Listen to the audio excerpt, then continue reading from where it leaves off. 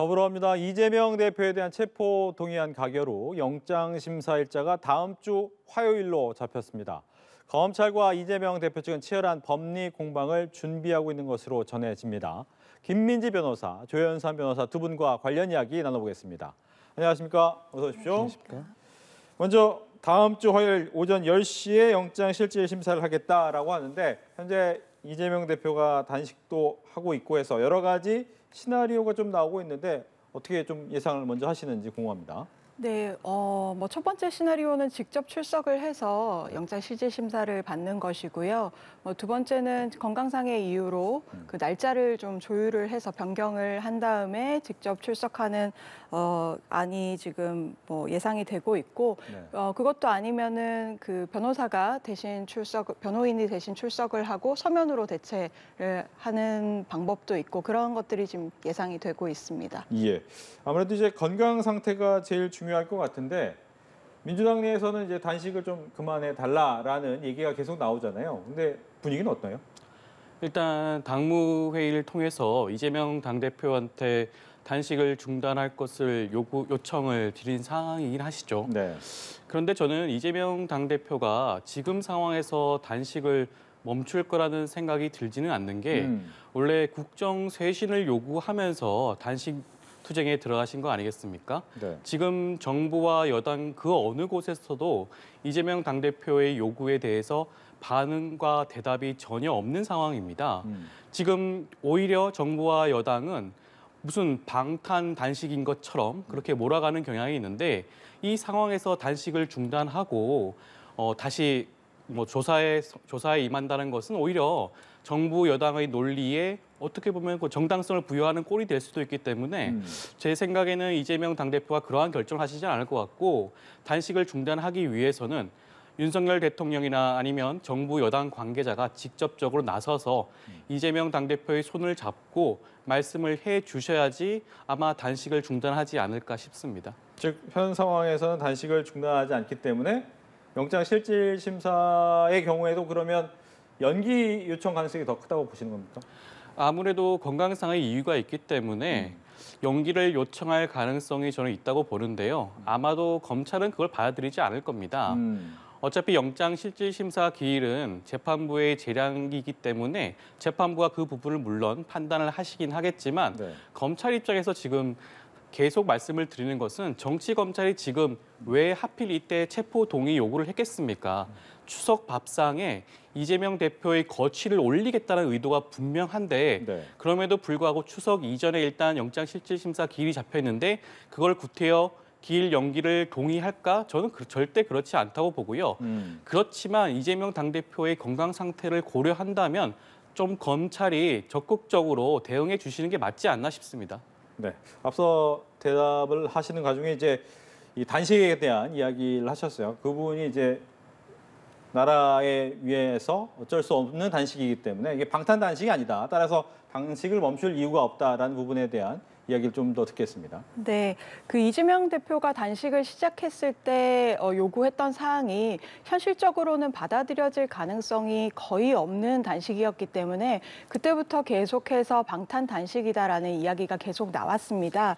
그리고 그 체포동의안 표결을 앞두고 이재명 대표가 본인의 SNS에 부결을 호소하는 SNS를 올리지 않았습니까? 그걸로 인해서 이제 방탄 단식이라는 걸 스스로 자인한 꼴이 돼버렸는데 결국 이제 이 단식은 명분이 없는 단식이 되었습니다. 그래서 이어갈까 멈출까 이런 것을 고민할 여지가 전혀 없다고 생각을 하고요. 지금이라도 당장 단식을 중단을 하고 건강을 회복해서 영장실질심사에 충실하게 임해야 된다고 생각을 합니다. 네. 앞서서 같은 질문이었지만 단식을 중단할 것 같지는 않다. 그렇기 때문에 기일 연기를 요청을 할 텐데 문제는 검찰이 이 부분을 좀 받아줄 것이냐. 네, 검찰에서는 단식을 중단을 한다면 건강상의 이유를 들어서 그 일정 변경을 좀 고려를 해보지 않을까 싶습니다. 그렇지만 단식을 멈추지 않고 계속 이어간다면 검찰로서는 일정을 변경해야 할 이유가 없다고 보겠죠. 네. 이야기하신 도중에 나왔던 이제 부체포 특권을 원래는 포기하겠다라고 이재명 대표가 얘기했다가 바로 직전에 좀 이야기를 바꾼 것에 대한 얘기 또 질문을 드릴게요. 물론 이재명 당대표가 SNS에서 그러한 말씀을 하신 것에 대해서는 물론 그 정치적인 부분에 있어서 뭐 비판의 여지를 충분히 수용을 하시고 있으실 겁니다. 그럼에도 불구하고 어떻게 보면 체포 동의안이 통과되는 것 자체가 정치 검찰이 지금까지 해온 그런 폭압적인 수사에 대해서 정당성을 부여하는 꼴이 되기 때문에 차후에 정치 검찰이 앞으로도 계속적인 수사를 진행하지 않겠습니까? 이거는 이재명 당 대표에게서만 끝나는 게 아니라 다른 야당 의원들한테도 이어질 수 있는 그런 부분들도 있다. 그런 부분들을 우려해서 아마 그러한 위험성을 무릅쓰고 그러한 비판적인 여론을 위험을 무릅쓰고 그런 말씀을 하신 게 아닌가 싶습니다. 알겠습니다. 이제는 법리 싸움 얘기를 좀 해봐야 될 것 같아요. 이제 검찰 측의 입장 그리고 이 대표 측의 입장 어떤 전략을 세우고 있을까에 대한 관심인데 검찰에서는 어떤 생각을 좀 하고 있을까요? 지금 검찰에서는 뭐 그 참고인이나 공범들의 진술 외에도 네. 객관적인 증거를 다수 확보를 했다고 이야기를 하고 있습니다. 한동훈 장관의 체포동의 요구 이유 설명을 보아도 경기도 내부 공문서라든지 결제 서류 그리고 계좌 거래 내역이나 녹음 파일 이런 것들이 다수 이제 그 확보된 상황입니다. 그래서 혐의 소명에는 전혀 문제가 없을 것으로 보입니다. 네. 하지만 혐의 소명보다는 이제 증거 인멸의 우려나 도주의 우려 부분이 이제 영장에는 훨씬 더 중요한 부분이 되는 거 아닙니까? 네, 그렇게 될 것 같습니다. 네. 우선 제1야당 대표이니만큼 도주 우려 부분은 크게 문제가 되지는 않을 것 같습니다. 그래서 핵심 포인트는 아마 증거인멸 우려가 될 것 같은데요. 지금 앞에서 그 계속 수사를 하면서 그 나왔던 사실들이 검찰 이재명 대표가 검사를 사칭했다거나 허위 증언을 요구를 했다거나 그리고 그 이화영 대표 진술 번복과 관련해서 이제 사법 방해를 했다거나 이런 부분들에 있어서 이재명 대표가 증거인멸을 할 우려가 높다 이런 것들은 이미 충분히 검증이 되었기 때문에 그 영장 발부에는 무리가 없을 것으로 보입니다. 알겠습니다. 즉 혐의에 대한 입증도 할 것이고 이 부분에 대해서 증거인멸의 우려가 있다라는 부분을 중점적으로 검찰은 이야기할 것이다라고 이야기를 해주셨어요. 여기에 대한 얘기 듣겠습니다. 일단 우선 지금 그 이재명 당대표한테 씌워진 혐의라는 게 백현동 사건의 경우에는 배임죄고 그다음에 대북 송금 관련해서는 제3자 뇌물죄이지 않겠습니까? 근데 범죄 혐의가 입증이 되려면 아마 지금처럼 거의 검찰의 수사가 릴레이 중계식으로 나오는 상황이라고 한다면 직접적인 물적 증거가 있었다고 한다면 아마 분명히 언론에 노출이 되었을 겁니다. 근데 지금까지 나온 물적 증거는 거의 없다시피 하고요. 지금 뭐 몇몇 그 허위, 번복된 진술 정도만 있는 상황인데 백현동 배임 사건 같은 경우에는 배임죄는 일반적으로 성립이 하기 위해서는 법리적으로 굉장히 아마 치밀하게 만드셔야 했을 것 같은데 아마 쉽지 않았을 거예요. 보통 인허가 관련해서 그 지자체장의 혐의라고 하면 일반적으로 배임이 아니라 뇌물죄가 성립되는 경우가 많습니다. 인허가를 해주고 거기에 관련된 돈을 인허가업자로부터 받는 경우가 대부분이죠. 그럼에도 불구하고 지금 배임죄로 걸었다는 것 자체가 지자체장의 행정 행위에 대해서 얼마나 입증이 부족한 게 아닌가라는 저 생각을 지울 수가 없고요. 그다음에 제3자 뇌물죄의 경우에도 과연 법리적으로 이게 제3자 뇌물죄가 성립을 하는가? 그러면 제3자는 누구인가? 북한이겠죠. 대북 송금을 했으니까 북한에게 그 뇌물을 줬다라는 그런 말인데 그러면 북한과 이재명 당대표가 어떠한 결탁이 있는지 과연 검찰이 제대로 소명을 했을까? 등등 해서 범죄 혐의 자체가 과연 소명이 될지가 저는 굉장히 의문이라고 보고요. 그렇다고 한다면 이번에 영장실질심사에서 아마 재판장께서 그러한 부분들을 소명이 덜 되었다. 다툼의 여지가 충분하다라고 하고 영장을 발부하지 않을 가능성이 저는 좀 더 높다고 보고요. 네. 더하여 설령 범죄 혐의가 일부 입증이 되었다고 하더라도 지금 제1야당 대표 아니겠습니까? 직전 대선에서 1,600만 표 이상을 얻은 대선 후보였습니다. 그런 정치적인 상황을 고려한다면 과연 그 범죄 인멸, 증거인멸의 우려가 과연 있을까? 1년 6개월 동안 수사를 했습니다. 지금까지라면 아마 충분한 증거조사가 다 끝났을 겁니다. 증거 수집이 끝났죠. 지금 구태여 구속을 하지 않는다고 하더라도 충분히 재판에서 싸울 수 있다는 그런 자신이 지금 검찰 입장에서 있어야 되지 않겠습니까? 그렇다고 한다면 증거인멸 우려도 없고 당연히 도주의 우려도 없다고 할 수 있겠죠. 네. 전혀 상반된 얘기를 하기 때문에 한 번씩 더 반론 기회를 드리면 지금 혐의를 입증할 증거가 충분하다라고 했지만 거기에 대한 증거가 이미 나왔어야 된다. 왜 그 부분이 나오지 않았느냐를 가지고 얘기를 좀 해주셨어요. 검찰이 아직 수사 단계에 있기 때문에 검찰이 확보한 증거를 전부 다 오픈을 할 수는 없을 것입니다. 그래서 지금 검찰이 계속해서 증거를 확보하고 있고 또 충분히 확보했다고 하고 있는 상황에서 이제 영장 실질 심사 결과를 지켜보면 될 일이고요. 그리고 이러한 의혹들은 검찰이 뭐 계속 수사가 미진했던 부분들이 아니라 지난 정부 때부터 의혹이 제기되면서 수사를 하다 보니까 계속 꼬리에 꼬리를 물고 범죄 혐의 사실들이 나와서 계속적으로 그 사건이 확대되면서 수사가 길어진 것이지 뭔가 검찰에서 수사가 부족했다거나 그런 것은 아니라고 봅니다. 그리고 아까 말씀하신 대로 혐의 소명이 어렵다고 하시는데 그런 부분은 이제 충분히 입증될 거라고 생각이 되고요. 증거인멸 관련해서 지금 이재명 대표가 재판 기록을 유출한다든지 위증을 교사한다든지 또 이화영 의 재판에서 지금 민주당 의원들과 이화영 전 부지사의 배우자가 접촉을 해서 진술을 번복하고 또 이화영 씨의 의사와 배치되는 변호인들의 입장 이런 것들이 나오면서 사법방해 의혹이 지금 충분히 대두된 상황에서 증거인멸 우려가 충분히 소명이 될 것으로 보입니다. 네, 여기에 대한 반론까지 듣겠습니다. 증거인멸이라고 하는 것은 지금 이미 검찰이 확보한 증거에 대해서 추가적으로 자신이 없어서 더욱더 추가적으로 증거를 만들기 위해서라면 모르겠는데 지금 검찰은 자신하고 있지 않습니까? 충분한 증거가 있다. 그럼에도 불구하고 지금 구태여 체포 동의까지 받아서 지금 구속영장을 발부시키고 그다음에 기소를 하겠다는 의도이신데 지금 증거인멸이라고 주장하는 그러한 모든 정황들은 과거 일입니다. 그리고 이미 지금 이 사건과 직접적인 연관성이 없는 부분일 수도 있는 것이고요. 그다음에 이화영 사건 재판에서 접촉을 했던 부분은 접촉을 해서 그 번복을 설득했다는 그런 정황이 전혀 나오지 않고 있습니다. 그럼에도 불구하고 어떻게 이게 증거인멸의 증거가 될 수 있는지 전 도저히 이해할 수가 없는 부분이고요.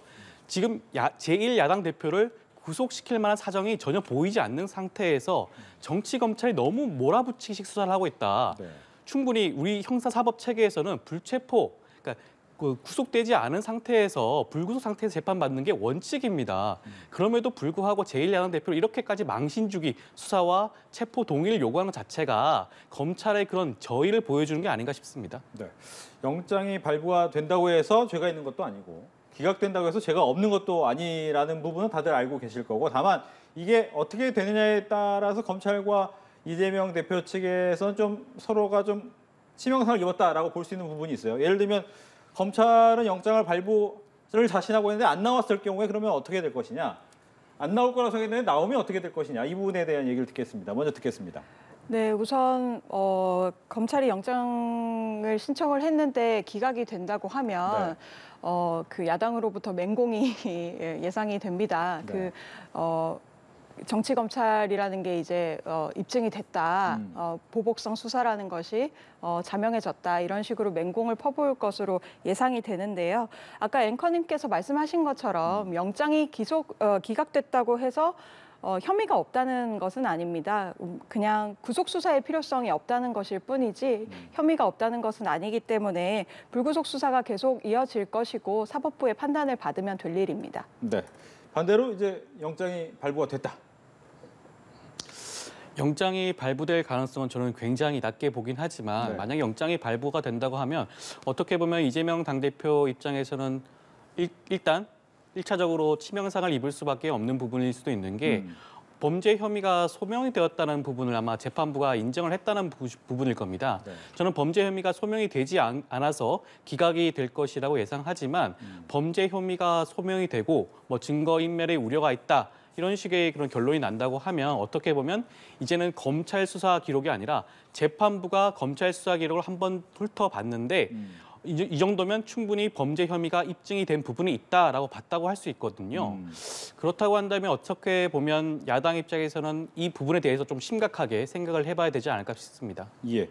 근데 이런 부분도 또 얘기가 많이 됩니다. 즉 영장을 전담하는 부장판사가 어떤 사람이냐, 이 사람에 따라 좀 바뀔 수 있다라는 생각을 하는 분들도 꽤 계십니다. 근데 지금 보면 유창훈 영장 전담 부장판사 지난번 2월 달에도 담당 법관이었는데 당시에는 이제 부결되면서 저절로 기각이 됐고요. 이 부분이 영향을 미칠 것인지 이번에 먼저 좀 얘기를 해주시죠. 저는 현재 지금 영장 전담 판사이신 분께서 최근에 이성만 의원 같은 경우에는 범죄의 혐의에 대해서 다툼의 여지가 있다고 해서 영장을 발부하지 않았던 전례가 있습니다. 저는 지금 재판부가 정치에 휘둘리지 말고 오로지 법리적으로만 판단해 주셨으면 좋겠습니다. 체포 동의가 통과가 되었다고 해서 지금 이재명 당대표에 대한 혐의가 인정이 되었다고 정치권이 인정한 것은 전혀 아닙니다. 상당히 많은 부결표도 똑같이 나왔습니다. 그렇기 때문에 정치적인 부분을 철저하게 배제하고 검찰이 얼마만큼 범죄 혐의를 소명을 했는지 그리고 증거인멸과 도주 우려가 있는지를 철저하게 판단해 주시길 기대합니다. 네, 같은 질문입니다. 네, 유창훈 부장판사가 서울중앙지법에서 한 7개월 정도 영장 심사를 맡았는데요. 최근에 이제 내려진 판단 결과를 보면 민주당 전당대회 돈봉투 의혹의 중심 인물이었던 강래구 씨에 대해서는 영장을 발부를 했습니다. 그 사유가 증거인멸의 우려가 있다는 것이었고요. 송영길 전 대표의 보좌관 출신인 박 씨도 증거인멸 우려가 있다고 해서 영장을 발부를 했습니다. 그에 반해서 말씀하신 대로 이성만 의원에 대해서는 영장을 기각을 했는데 그때는 또 증거인멸 우려가 없다라고 봤습니다. 그리고 한동훈 법무부 장관 명예훼손 혐의 관련해서 더 탐사 대표도 증거인멸 우려가 없다고 해서 영장을 기각을 했는데요. 이런 것들을 볼 때 이제 유창훈 영장전담 부장판사는 아무래도 증거인멸이라는 측면을 좀 중요하게 생각하는 것 아닌가. 그래서 이번 사건에서도 이 대표의 증거인멸 시도와 관련해서 그런 부분이 쟁점이 될 것으로 보입니다. 네, 이런 가운데 이 대표는 다시 한번 입장문이 나왔습니다. 이제 투표 표결에 들어가기 전에 부결을 요청하는 입장을 한번 발표를 했는데 이 가결된 이후엔 또 처음으로 입장문을 냈습니다. 내용 자체를 좀 보면 검사 독재 정권의 폭주와 퇴행을 막고 민생과 민주주의를 지켜야 한다라고 이야기를 하면서 국민을 믿고 구표 없이 정진하겠다라고 얘기했는데 어떻게 들으셨는지? 지금 체포 동의안이 가결되고 난 다음에 어떻게 보면 당내에서 갈등이 좀 증폭되는 부분이 있지 않겠습니까? 네. 이 상황에서 당사자이기도 한 이재명 당대표가 어떠한 입장조차 발표하지 않는다고 하면 오히려 당내의 분란이 가중될 수 있는 그런 상황이 발생할 수 있겠죠. 그렇다고 한다면 이재명 당대표의 이런 말씀은 어떻게 보면 적절한 수준이라고 생각이 들고요. 지금 가장 우려가 되는 게 지금 민생과 민주주의의 퇴행을 지금 우리가 목도하고 있는 상황이기 때문에 오히려 이럴 때일수록 야당으로서 민주당이 더욱더 하나가 되어야 된다는 그런 의미로 말씀을 하신 게 아닌가 싶고 지금 최근 보도에 따르면 민주당의 그런 결정에 대해서 굉장히 실망을 한 많은 당원들이 탈당도 하지만 그보다 더 많은 신규 당원들이 지금 입당 러시가 있지 않겠습니까? 그런 걸 본다면 민주당이 다시 하나가 되어 정부 여당의 이런 폭주를 막아야 한다는 그런 의미를 말씀하신 게 아닌가 싶습니다. 네, 이 대표의 입장문 어떻게 들으셨습니까? 네, 이 대표 입장문을 보면은 자신의 거취에 대해서는 전혀 언급을 하지 않고 단순히 정부와 검찰만 비판을 했는데요. 이런 것들은 이제 당대표 사퇴 의사가 전혀 없다라는 의미로 비춰지고 있습니다. 그래서 당대표를 계속 유지를 하면서 영장이 발부되든 기각되든 자신의 영향력을 계속 행사하겠다. 그런 의미로 받아들여지고 이런 메시지를 내면서 이제 지지자들의 결집을 좀 호소하는 것이 아닌가 그런 생각도 들고요. 그리고 이제 원내대표 원내 지도부가 이제 다 사퇴를 했는데 그 이후에 새롭게 또 친명계로 지도부를 꾸려서 자신의 영향력을 계속 행사하겠다라는 의미가 아닌가 생각을 합니다. 예. 지금 말씀해 주셨다시피 이제 친명계와 비명계의 약간의 갈등이 수면 위로 좀 올라왔습니다. 근데 이 수면 위에 올라온 부분을 말씀하신 것처럼 원내 지도부는 다 사퇴했는데 당 지도부도 같이 사퇴를 해야 되느냐 아니면 수습을 해야 되느냐 어떤 내용이 좀 많습니까? 원내 지도부의 경우에는 저는 책임을 당연히 져야 한다고 생각이 들고요. 지금은 원내 선거였지 않습니까? 국회 투표에서 어떻게 보면 당론으로 정하지 않았지만 야당 대표를 지켜달라는 그런 호소를 했음에도 불구하고 같은 당 국회의원들이 가결 투표를 했다는 거 아니겠습니까? 그렇다고 한다면 어찌됐건 원내에 있는 국회의원들의 의견 수렴과 그런 조율을 제대로 하지 못한 원내 지도부는 당연히 책임을 져야 할 것이고요. 지금 원내 지도부가 사퇴한 상황에서 최고위까지 사퇴를 한다고 한다면 민주당의 그런 그 혼란상은 더욱더 심해질 수밖에 없습니다. 그리고 최고위원한테 책임을 물을 수도 없는 게 최고위원이 원내 지도부는 아니지 않습니까? 최고위원은 어떻게 보면 당원들의 투표로 선출된 선출직 최고위원들이시죠. 네. 그럼에도 불구하고 이런 투표에 대해서 책임을 지고 물러나야 된다? 저는 그렇지 않다고 보고요. 그리고 또 말씀하신 것 중에 이재명 당대표가 뭐 책임을 지지 않는 그런 모습을 보인다고 말씀을 하셨는데 저는 이재명 대표가 아직까지 책임을 져야 한다는 그 이유를 전혀 모르겠습니다. 아직까지 혐의가 인정이 된 것도 아니고요. 단지 체포 동의안이 통과되었을 뿐입니다. 각자 국회의원들이 어떠한 생각과 판단을 했는지는 모르겠는데 아마도 총선을 염두에 두고 가결 투표를 하신 분이 계시겠죠. 그거는 그분들께서 나중에 온당한 책임을 지셔야 될 것으로 보이고요. 이재명 당대표의 혐의가 입증이 되지 않고 유죄가 확정이 되지 않은데 당대표를 물러나게 할 수 있는 권한이 전혀 없습니다. 당원 당규에 따르면 어떠한 경우에도 물러날 수가 없죠. 스스로 사임을 하던가 거리 상태가 발생을 해야 되는데 구속이 거리 상태는 아니거든요. 그렇다고 한다면 지금 당장 이재명 당대표에 대한 뭐 사임이라든가 사퇴를 주장하는 것은 조금 너무 이르다. 그리고 현실적으로 불가능하다라는 생각이 듭니다. 네. 이제 강성 지지자들 얘기를 안 할 수는 없을 것 같은데 반란표, 이른바 말을 하기 좀 그렇습니다. 그분들 입장에서는 강성 지지자 입장에서는 수박이라는 얘기를 표현을 많이 하는데 찾아내자. 그리고 심지어는 살인 예고글이 올라왔단 말이죠. 이 부분에 대해서 어떻게 봐야 됩니까?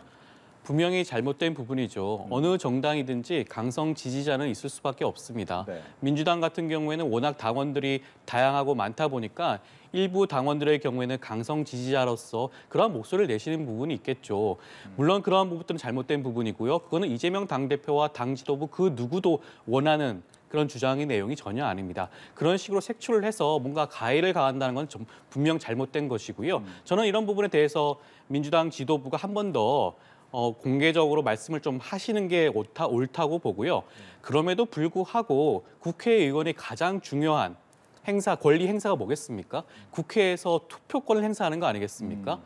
분명 지금 인사에 관한 투표였기 때문에 무기명 투표로 이루어지긴 했지만 각자의 국회의원들이 각자의 소신과 신념으로 투표를 했다면 저는 떳떳하게 거기에 대한 책임을 분명히 감내를 해야 된다고 생각을 합니다. 물론 그게 강요로 비춰질 수는 없겠지만 만약에 본인이 가결 투표한 게 떳떳하다. 그러면 말씀을 하실 수도 있겠죠. 왜 내가 이러이러한 이유로 나는 가결 투표를 했다. 민주당을 위해서 난 투표를 했다. 라고 말씀을 하실 수도 있지 않겠습니까? 근데 물론 그런 말씀을 하셨다고 해서 어떠한 가해 행위가 이루어져서는 안 되겠죠. 분명 당원들과 국민들이 표로서 아마 말씀을 하실 겁니다. 네. 다른 당의 강성 지지자를 논하기는 애매할 수도 있지만 뭐 여러 당에서도 다 강성 지지자가 있으니까 이런 사안에 대해서 어떻게 좀 대처를 해야 될까요? 네, 우선 한 네티즌이 라이플, 소총을 준비하겠다 이런 식으로 테러를 암시하는 살인 예고글을 올린 것을 보고서 정말 깜짝 놀랐는데요. 지금 연일 살인 예고글이 올라와서 온 국민이 불안에 떨고 있습니다. 거기에다가 살인 예고글 작성한 사람에 대해서 손해배상을 청구하겠다 이런 기사들도 나오고 있는 상황에서 이런 강성 지지자들의 메시지가 너무 경솔했던 것이 아닌가라는 생각이 들고 조 변호사님 말씀하신 대로 당 지도부에서 강성 지지층의 분노를 좀 가라앉힐 수 있도록 메시지를 한번 내는 것이 옳다고 생각을 하고요. 그리고 무기명 투표로 이루어진 만큼 색출이 어려운데 지금 정청래 의원이나 이런 분들이 색출을 하겠다 이런 식으로 이야기를 좀 강하게 이야기를 하고 있습니다. 근데 그런 부분들은 사실 오히려 민주주의에 역행하는 행태가 아닌가라는 생각이 들고요. 이 체포동의안 표결에 관한 것은 국회의원 각자가 자신의 소신대로 구속영장 청구가 정당한지 아닌지 그런 것을 판단을 해서 이제 표결을 했던 것인데 그런 부분에 대해서 수박이다, 색출을 해야 된다 이런 것들은 좀 정도가 심하지 않나라는 생각이 듭니다. 알겠습니다. 이렇게 해서 이재명 대표에 대한 체포동의안 가결 후 영장 실질 심사 관련 내용까지 김민지 변호사, 조현삼 변호사 두 분과 함께했습니다. 오늘 얘기 잘 들었습니다.